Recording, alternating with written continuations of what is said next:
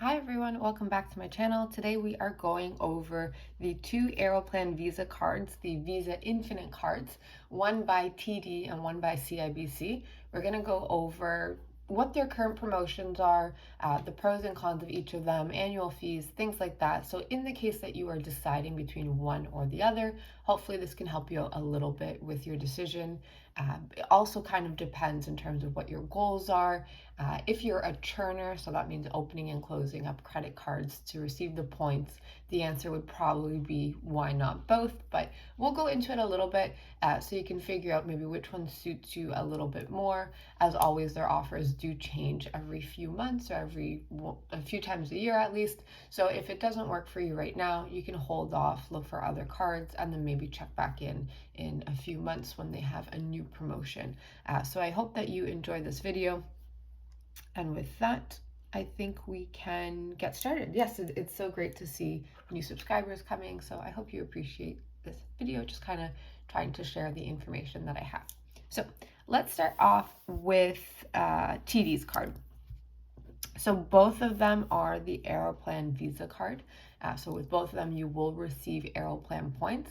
So if you already have an Aeroplan number, you would attach it with the account opening application, or you can add it on after the fact, and they'll all be pulled into your Aeroplan points after the statement. So even if you spend, let's say, $5,000 within the first week, you have to wait until the statement is generated. So you have to wait that full month.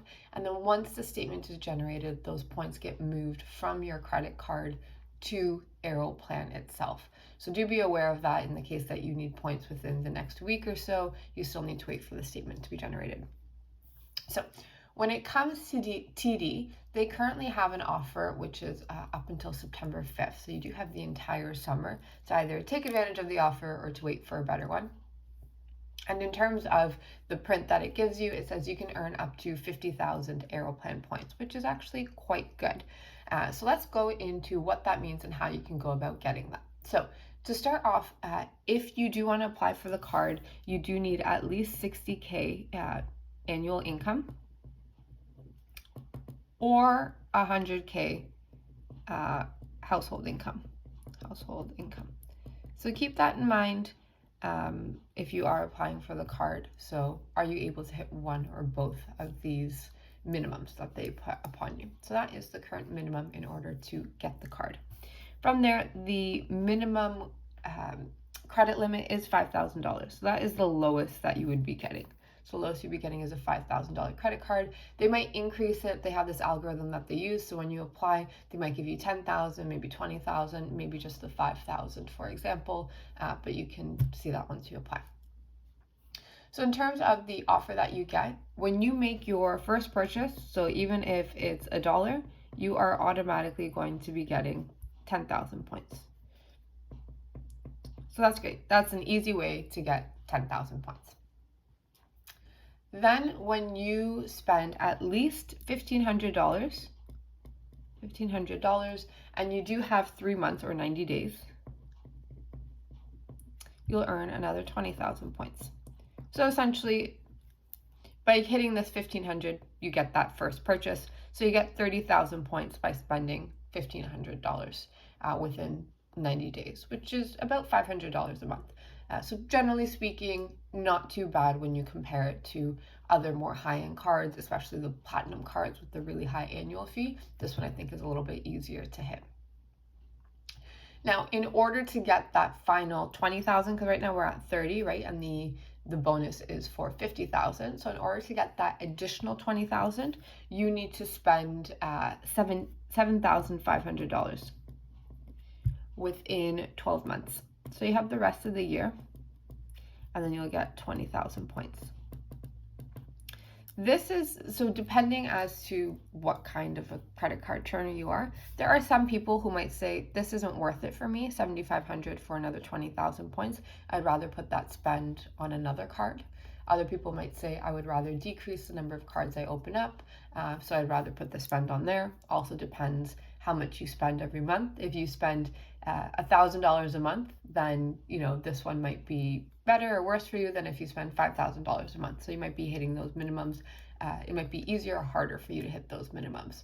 But do know that is how you would get the final 50,000 points. So altogether, if you spend 7,500 within 12 months, making sure you hit all of these minimums, that is how you can go about getting the 50,000 points, which isn't too bad, especially when you see that the first year, the annual fee is usually $139, but you do get your first year free. If you compare that to, let's say, the TD VIP card, that one is, I think it's $600 a month, and you get 100,000 points. So for $600 more, you can double your points. But with this one, you get 50K and it's first year free. So you kind of have to do the math and figure out what your goals are. Are you willing to pay that price? But at first glance, that's pretty good. Now, other benefits that you get with the card is that you get Nexus for free. So you get that if you charge it onto the card, they will rebate you. You get your first check bags for free, which I quite like. When I travel, I pretty much only ever do carry-on, but I like the fact that it gives me the option to check it in. And the only reason that I check in bags is strictly because of liquids. A lot of times when I travel, I like to buy like lotions and potions from other countries.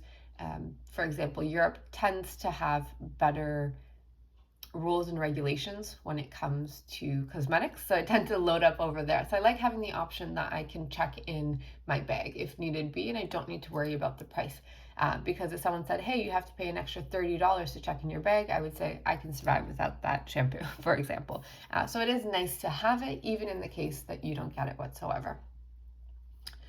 And then in terms of your spending on the card, so in the case that you spend on gas, groceries, and then purchasing anything through Air Canada, so kind of vacations or flights, you will get 1.5 times the points. Which is great because when we compare it, we look at Amex quite a bit, American Express, and they tend to also have these kinds of promotions, but Amex isn't accepted everywhere. For example, it's not accepted at a number of grocery stores like Loblaws or No Frills. So that doesn't help you out. But with Visa, it tends to be more widely accepted, except for Costco, more or less. So it's great that you are able to have that additional earnings. Everything else is 1 point. So you get 1 point for any dollar you spend. So this could be something like, let's say if you go to a restaurant, let's say if you do some online shopping, right? If you go to, I don't know, H&M or Sport Check, that'll just give you 1 times the point for each of them. And then they have this kind of newer promotion with Starbucks, where if you link your cards together, you're going to receive 50% more points from any Starbucks purchases. Which maybe if I was going into the office, that would be helpful. I was never actually a big Starbucks person. I would go maybe once a week when I was in the office. But the last time I went to Starbucks was truly over a year ago. So for me, that's not that helpful. You know, if you go into the office every day and you have that cup of joe, then maybe it'll be more beneficial, a little bit more of an advantage to use this card. So all in all, in terms of the card, I would say quite a good benefit. Oh, sorry, there's an additional perk that I'll add in. So Starbucks, not that beneficial. However, our buddy Uber and Uber Eats. So you will be getting a free Uber Eats pass.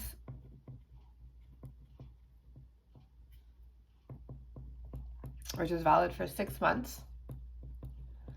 Which will give you free, I believe it's free delivery. I don't use Uber Eats either because somehow you go to buy something that's $20 and it ends up being $50. So I don't use it, but I do believe that the promotion is you get the delivery charge for free or something along those lines. So maybe if you use Uber, that could be quite advantageous to you.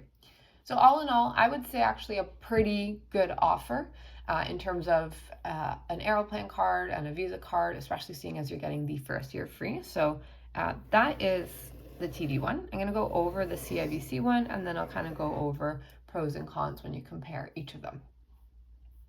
So quite a bit, quite a number of similarities when it comes to them in terms of the perks that you get.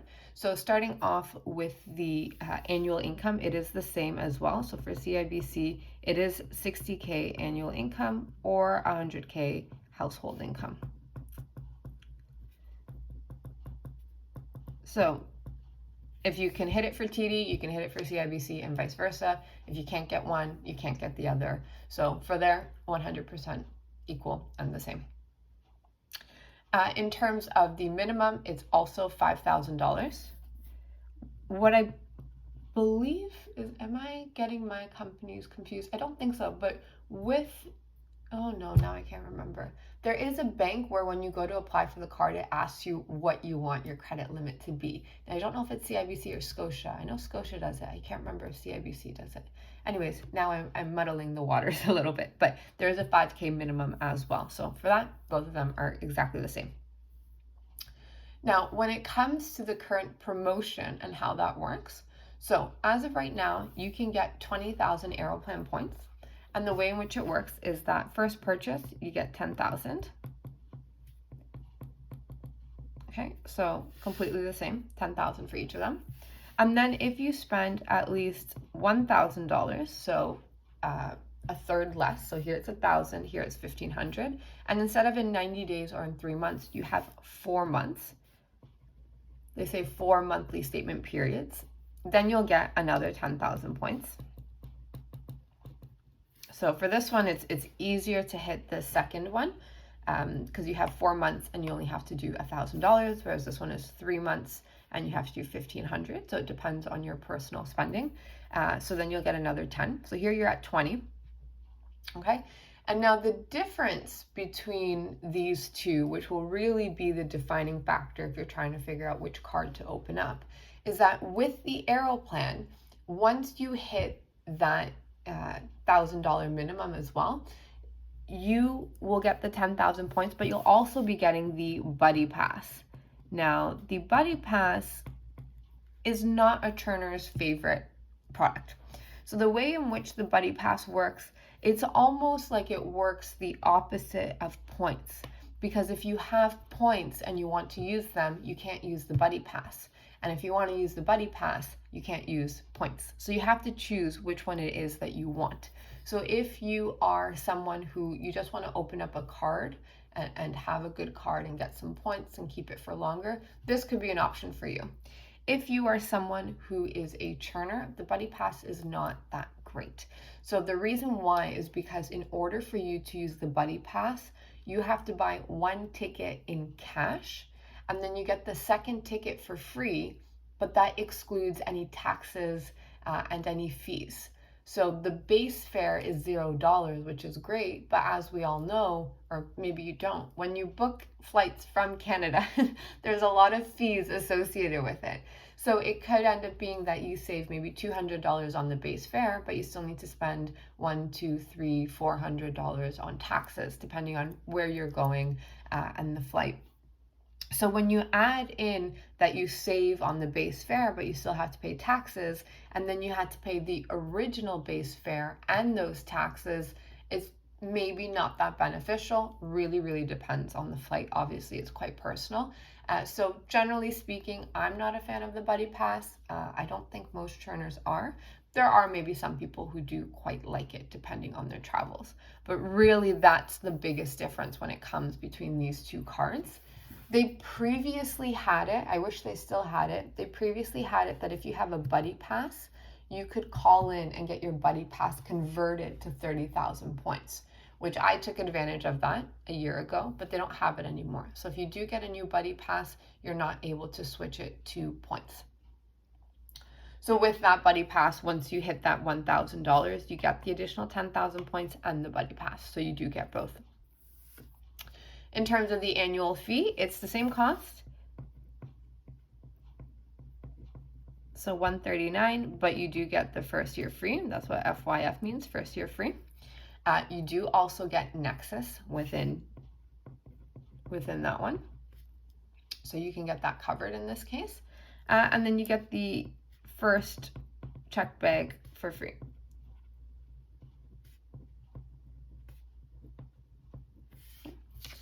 In terms of the current earnings, it's more or less the same. So 1.5 times the points for gas, groceries, and Air Canada. I should just call this G and G to make it easier. 1 point for everything else.